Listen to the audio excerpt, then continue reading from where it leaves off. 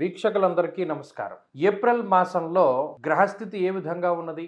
ఆ గ్రహస్థితి మీ రాశి వారికి ఏ విధమైనటువంటి ఫలితాలను ఇవ్వబోతూ ఉన్నది అనేటువంటి విషయాన్ని ఈ వీడియో ద్వారా క్లుప్తంగా తెలుసుకునేటువంటి ప్రయత్నం చేద్దాం.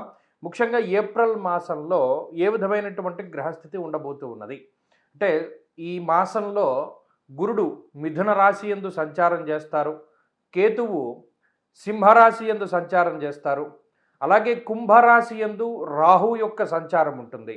అయితే ఈ ఏప్రిల్ ప్రారంభంలోనే 3వ తారీఖున కుజుడు కుంభరాశిని వదిలిపెట్టి మీనరాశిలోకి ఆయన యొక్క ప్రవేశం జరుగుతుంది. అలాగే ఈ మాసంలోనే బుధుడు 11వ తారీఖు నాడు ఆయన కుంభరాశిని వదిలిపెట్టి మీనరాశిలోకి ప్రవేశం చేస్తారు. అంటే కుజుడితో పాటుగా బుధుడు, అక్కడే శనేశ్వరుడు, రవి యొక్క సంచారం కూడా జరుగుతూ ఉన్నది. అంటే దాదాపుగా ఏప్రిల్ 15వ తారీఖు వరకు మరలా ఒక పంచగ్రహ కూటమి ఏర్పడుతుంది.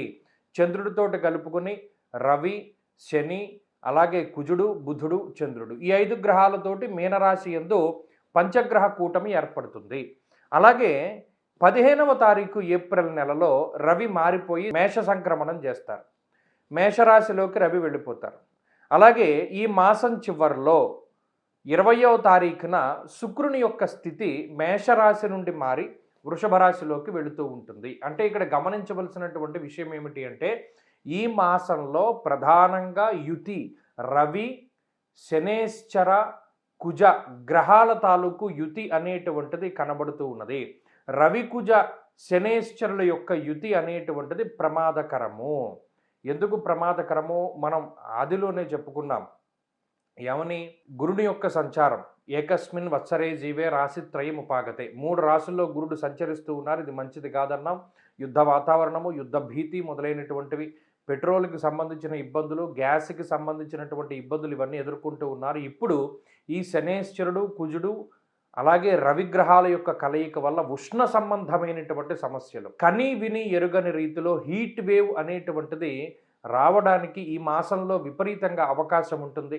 రవికుజ శనేశ్వరుల యొక్క కలయిక విస్ఫోటనంగా చెప్తారు. అంటే అగ్నిపర్వతాలు బద్దలవ్వడానికి, రోళ్ళు రోకళ్ళు పగిలిపోయేటంత ఎండవేడిమి ఉండడానికి, అంత గరిష్టమైనటువంటి ఉష్ణోగ్రతలు రావడానికి ఎక్కువ అవకాశం ఉంటుంది. కాబట్టి విద్యుత్తుకి సంబంధించినటువంటి ప్రమాదాలకి, లేదా ఈ అగ్ని సంబంధమైనటువంటి ప్రమాదాలకి, కార్చిచ్చులకి, మరీ ముఖ్యంగా మనం పంచాంగ శ్రవణంలో కూడా చెప్పుకున్నాం, అడవిలో ఉండేటువంటి జంతువులకి ఇబ్బంది అని, అటువంటి వాటికి ఎక్కువ అవకాశం ఉంటుంది.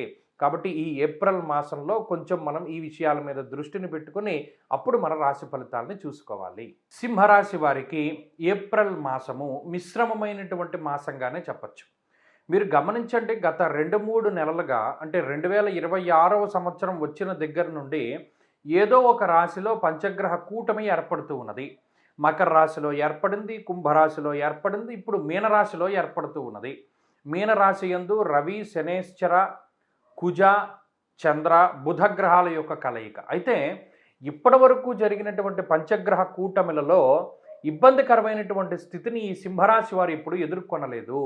కానీ మరి ఇప్పుడు సంభవించేటువంటి పంచగ్రహ కూటమి అష్టమ స్థానమందు ఏర్పడుతూ ఉన్నది.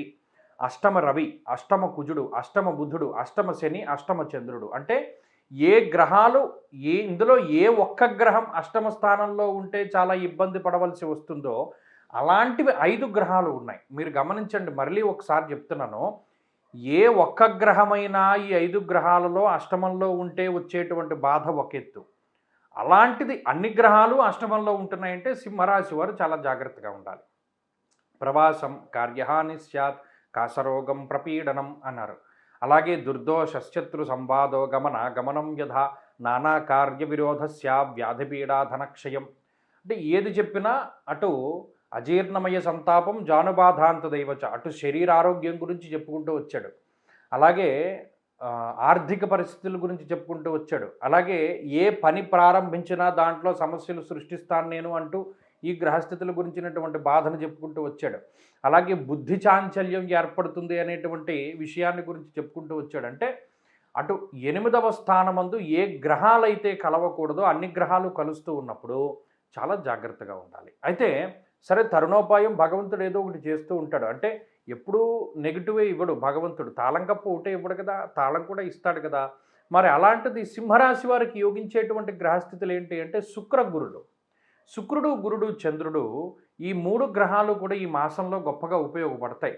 అలాగే ఈ అష్టమ స్థాన స్థిత పంచగ్రహ కూటమి తాలూకు దోషాలు కూడా 15వ తారీఖు దాటాక తగ్గుముఖం పడతాయి. కాబట్టి సింహరాశి వారు ఏది గుర్తుపెట్టుకోవాలి?